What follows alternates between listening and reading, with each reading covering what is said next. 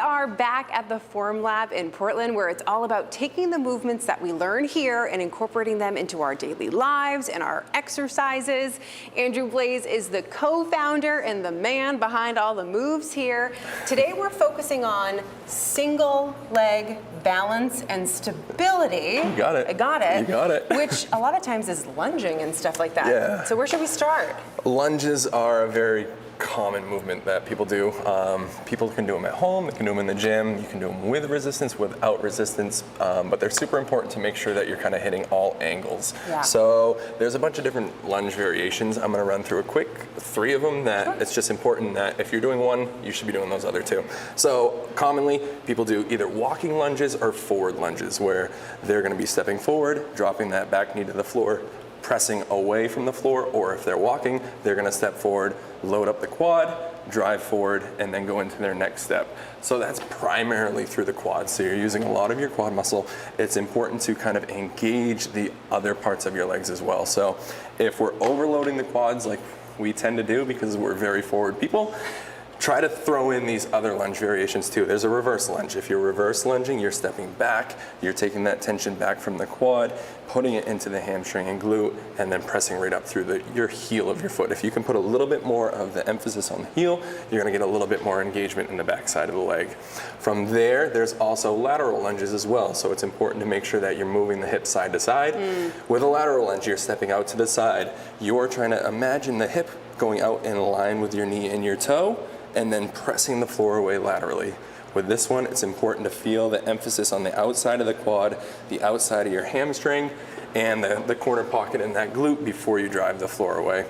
Those are all variations that are super important to be adding. If you're only doing forward lunging, make sure you're adding that reverse and the lateral as well. Yeah, so we're obviously using a lot of muscles there. Yep. How can we warm up for something like this, especially if we have like hip pain? I feel like a lot of people have hip pain. And hip pain is super common too. So a good one that I like to warm up with is called a hip airplane. There's a very tough advanced movement where you're doing it just freestanding, and then there's also a supported version of it as well. And I'm going to show you the supported version real quick. So with a support, it can be a wall, it can be anything you have at home, it could be your table that you're just placing your hand on. I have access to the plate and the bar, so that's what we're going to use here. When you're going into your hip airplane, it's super important to keep the back leg that is not being worked and your torso in one straight line. So anytime I'm hinging forward, the back leg is rising up with my chest falling. You don't want to bring the chest down and have the back leg here, because then you're going to create that roundness in your low back, and we're trying to avoid that. So taking a step away from the plate, we're going to hinge our body forward so we're in a nice straight line. And now I'm going to internally and externally warm up the hips. So we're going to do an external rotation into an internal rotation. So you're going to feel a couple different parts of your hips warming up here.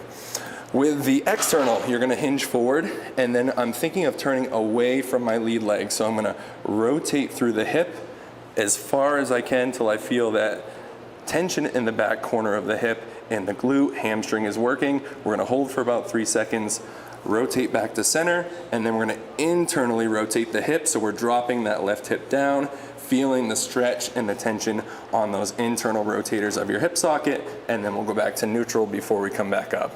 That's 1 rep. You would do that for a couple repetitions before you switched up those legs. Okay. So I'm going to have you try it out for us, and I'm just going to explain kind of what the viewers at home are looking for and what they're expecting to feel through this. Okay, so this leg, right So leg? whichever leg you want to start with, which is your good leg. We'll do the right leg. It's my strong leg. All right, so I'm going to have you just grab the plate. Okay. I'm going to take a little step back here. Yep. And then you're going to hinge. A few episodes ago, we talked about hinging, so I know you remember it. Sure do. All right, from so the hips, man. From the hips, right. Chest and back leg are going to go up simultaneously until you're close to parallel.